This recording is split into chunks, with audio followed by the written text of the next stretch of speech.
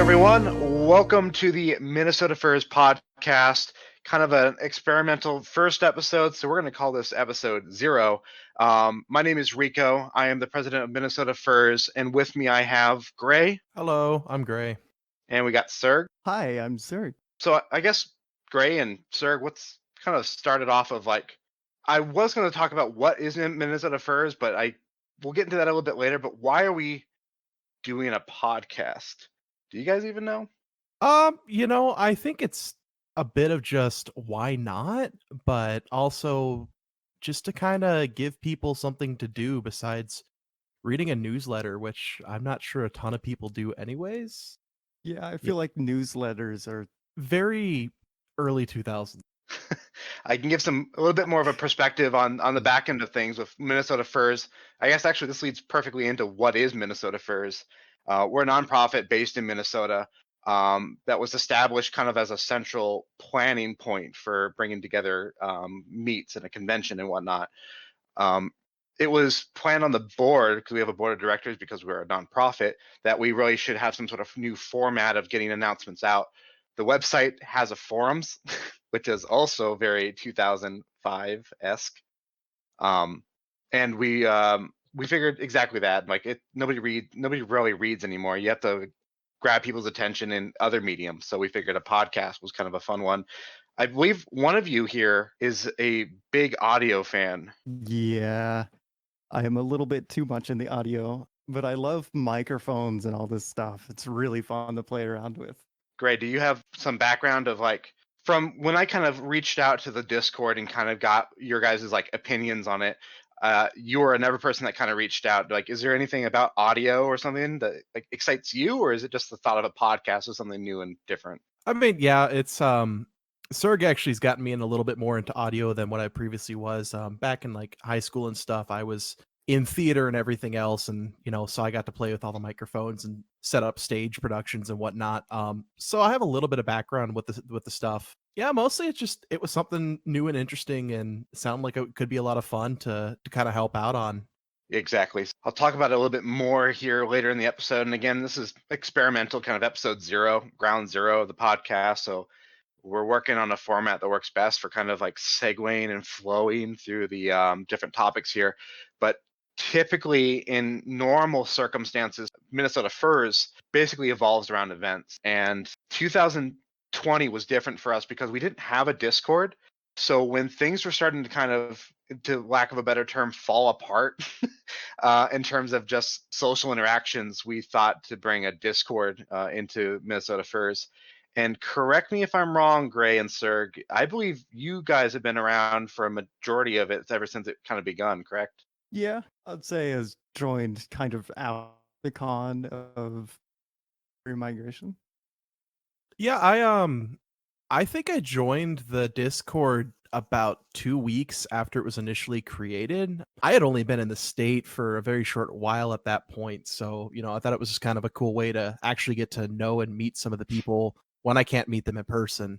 Yeah, and actually I want to talk about that a little bit more and honestly, for both of you not really being super involved with our actual physical events, that's perfect, because I've noticed ever since our inception of a Discord that it's brought new people in that otherwise wouldn't have gone to an event or gone to a picnic or a coffee meet.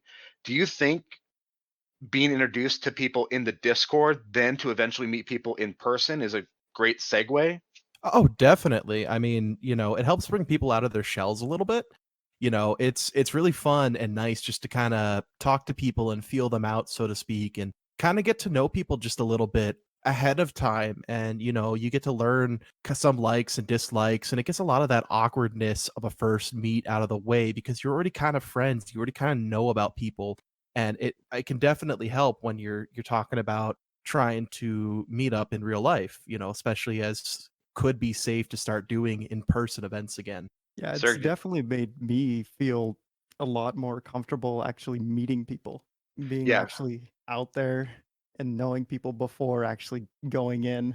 Yeah, because in my opinion, it's a little bit easier to kind of pick your conversations with people when there's different interest groups chats or there's people talking about specific things in general, opposed to just being thrown into a picnic at a state park of you just look at everyone there. It's like, where do I even begin? Yeah, So that was a huge issue we had down south, honestly, because I used to be very involved with the furry community and where I came from, I helped organize meets and get everything scheduled and keep everything running as efficiently as possible. And it was always a blast when we actually did have meets, but when the people you had turn out were either the people who always turned out or people who were active in our Discord community because they were the ones who weren't really as much afraid to meet everybody, or they had some time to meet people a little bit, so they were a little bit more comfortable coming out and introducing themselves and looking for the people that they recognized from online. Serg, I'm also curious from your perspective, also not having been real super part of Minnesota Furs, because if I understand correctly, you're kind of new to the community here. Is there any communities that you've been a part of previously that you can speak on behalf of a little bit of like your experience? Actually, really not. I mainly only did just online stuff, talking to people online. And then I found this place and started actually meeting people. Sure. Well, I just want to just quickly before we move on to our next kind of talking point here, just for anyone that's listening right now, we're not sure exactly what the frequency of this podcast is going to be. It could be either weekly, bi-weekly, or so. We're looking at having some guest speakers during our episodes to talk about different talking points. So if there's a topic that you think you're passionate about, or if there's anything that you just really want to just kind of talk about with us or with anyone else, really, feel free to reach out to us either by just letting us know in the Discord. Let's kind of get into our first talking point here with the kind of not doing events anymore in person. We've had to like do alternative events, and Minnesota Furs honestly was never really one to do virtual events. So I want to just shout out to Slideways, who stepped up to us and offered to help with these organization of events.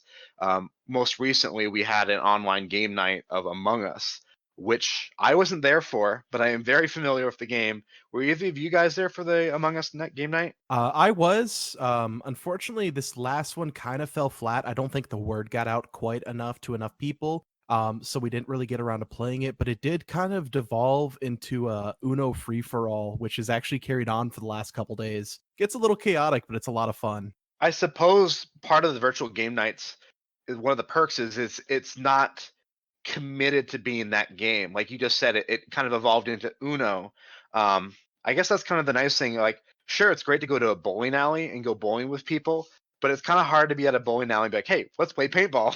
Yeah, and not everybody, not everybody likes to bowl, or not everybody's feeling bowling right then and there, but they still want to go and they still want to be included. Before we talk about upcoming events, I kind of want to talk about the kind of the idea of virtual game nights. And I hate to throw everyone on the spot in the podcast right now to kind of talk about it, but kind of going into the same avenue, since like you said earlier, I think, Ray, what do you think are some other games or activities online that kind of equate nicely to like a virtual game night? Obviously Among Us is real fun. Kind of finding that happy balance of games that either you don't need a gaming computer to play or aren't going to be expensive to get or are all, free altogether, really kind of can make or break some of those things. So Among Us is free on mobile. So that one's really nice because everybody can play it. I know that there's a couple really popular ones on YouTube right now that people are doing that look like a lot of fun. Everybody could definitely enjoy that are free. They're web browser based team games or turn based drawing games and stuff like that. Sure. Serg, is there any games that you are like a fan of or anything that you think might equate well to like a good party game online? I think some really great party games, like in a pack, is Jackbox Games, if you've heard of Hmm. that. They Yeah. have a like Quiplash where you can have like answer a bunch of questions in a funny way. And Yeah, that's true because you only need one person to buy it, and then yeah, everybody else can play it. So you have a host who has these games who can host it for everybody else. Yeah, which actually that kind of helps equate out to and solves a problem that I originally had with kind of the game night thing is when it comes to events for Minnesota Furs, it's nice to involve as many people as possible. And I was kind of concerned that a paywall would be a problem if you said like, well, we're going to play this game, but you have to purchase it. I didn't think about Jackbox being like the one person requirement because you just need like what, someone to stream it on Discord or something? yeah. Yeah, Yeah, so you have one. I have one of them on my PC and another one on my Switch, and so you have a host who owns the game. They launch the game, and they give everybody who's playing an invite code that they can punch in on their tablet or PC or phone or whatever, where they can actually play, and then they stream the interactive video feed with everybody else, and then anybody who doesn't necessarily feel comfortable playing can join the audience side of things and actually, vote on the winner of certain rounds and kind of chip together to help an underdog, come back from near defeat and certain things, which is just a ton of fun. So that's a cool actually aspect is when it comes to things like Among Us, like there's the player count is what, like 8 or something. But the nice thing about Jackbox is, in theory, I mean, you have the core group of players, but when you introduce that audience mechanic, like the involvement count is near limitless almost. Yeah, I've seen Twitch streams where they'll have, 10 or so people playing and then literally thousands of their audience members joined in as audience to vote and stuff, and some of the point counts on those just get absolutely insane, and it's crazy to watch because when you have that many people now, naturally I don't think we're expecting anything near like that, but when you're watching something like that, it's on the turn of a dime, the whole game changes. Before we talk, because I want to talk about golf in a bit, but before we move into that, I do actually want to kind of go into a surprise segment of the podcast of experimental events. Dun, dun, Where dun. exactly, whoever's editing this, if you can put like lightning or something in, that'd be great. But some of the experimental events, and I want to gauge your guys' input on this, because this is like hot off the press. It hasn't been announced yet publicly, but it's definitely been talked about internally on the board.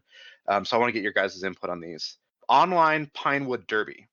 So basically the concept is everyone that wants to be a part of it is sent a Pinewood Derby car. Like, I don't know, were either of you guys much into Boy Scouts? I did that.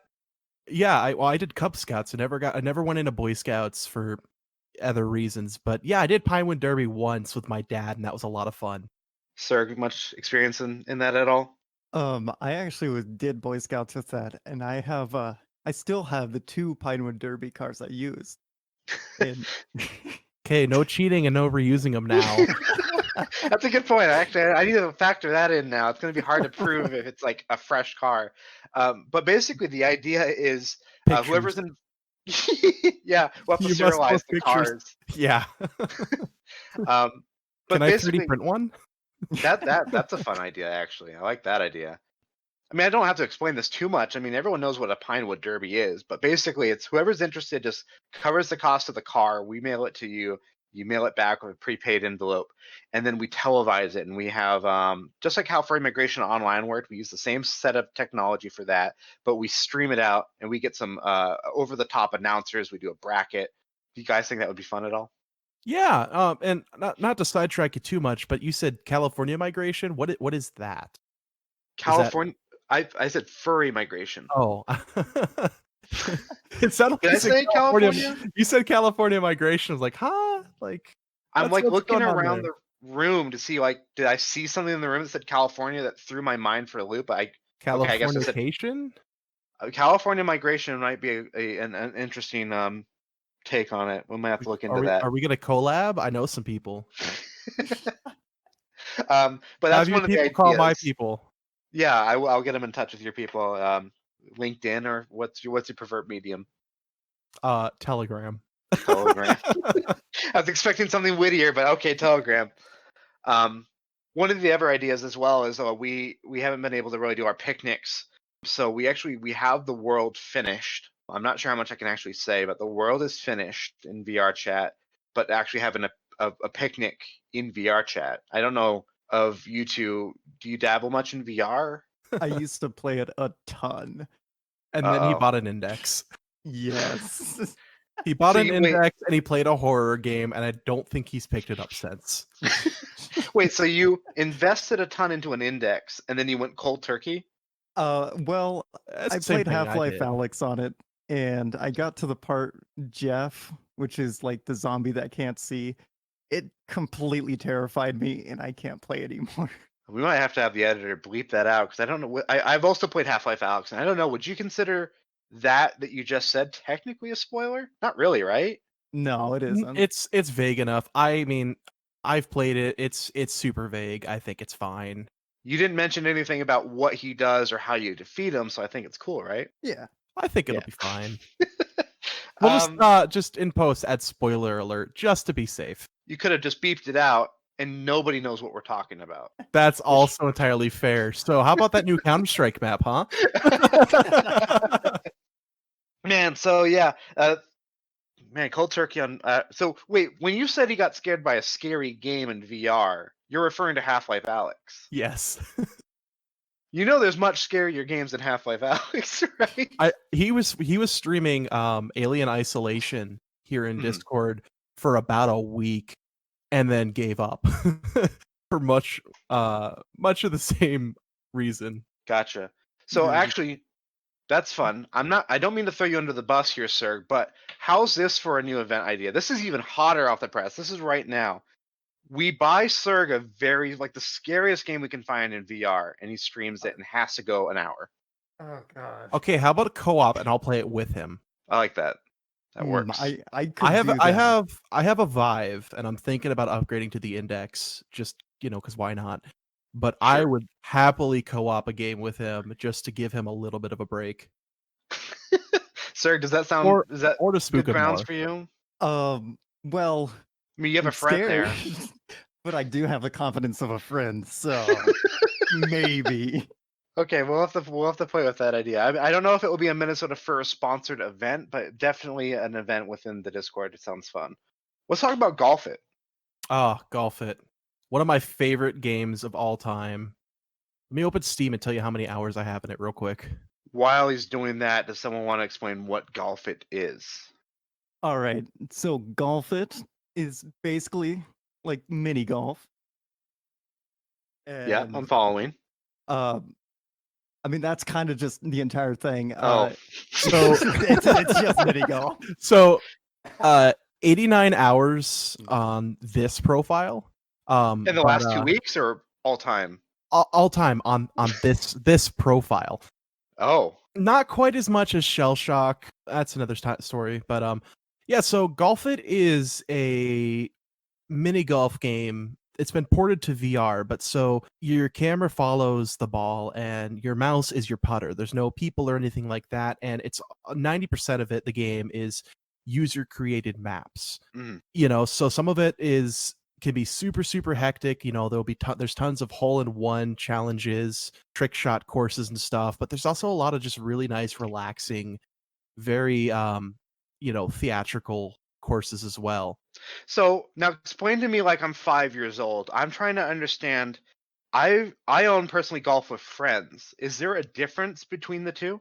So you know how with golf, the biggest difference is Golf. It's a little bit more mature in its construction. It's not really a difficult game by any sense of the imagination. With Golf with your friends, your putter, when you putt, you click, you slide back, and then you slam it forward. Got it. Or do I have that backwards? It's been a while since I did Golf with your friends. I think Golf with your friends, you click, you drag back, and then that's like your power meter that you just kind of let it go. Yeah, and then with Golf It, how hard you hit the ball is based on how hard you physically want to hit the ball with your mouse. So, you can really abuse the system by turning your DPI on your mouse way up, which is a lot of fun because maps are very limited, so you'll go flying out the map or you'll ricochet off of something. Real quick, Ray, I need you to be honest with me here, all right? How Oh, many times have you sent your mouse across the room? never, because my desk is I don't against the believe wall. you. My desk is okay. against the wall. Okay, let me rephrase my question. How many times have you sent your mouse through the drywall of your wall? Never through the drywall. I have put at least in my old apartment, I definitely accidentally sent my mouse into the wall a couple times. And I definitely had to put a little bit of filler on it to fill in the dents. But I'm not sure. I'm not sure if that was from Golf It or another game, to be honest. Okay, so that's meta now. You keep a thing of spackle next to your desk with a putty knife just in case you need to touch it up. Well, that's more for finishing 3D prints and for nail holes and stuff. But Yeah, I mean that would also work well for accidental wall damage from MLG gaming, just a little too hard. Cool. Well, honestly, that kind of wraps up this episode. Just as a quick reminder, if there's something you're passionate about or anything that you want to just join us here on the show, or just let one of us know in the Discord. Hey, before we wrap it up, do we want to give our listeners a inspirational quote to kind of hold them over until the next episode? Not it. Not it, But not it. sir. Yeah, it's you, Serg. Oh no. I think we got a couple already there for you, so the work's already been done. You got one there for you, Serg. Never ever turn your attention back to life when you aren't there to make it great. So that's got you That guys was so- thinking. Again, I'm Something to think Rico, about. I'm Gray. And I'm Serg. and we'll catch you next whenever. Next whenever.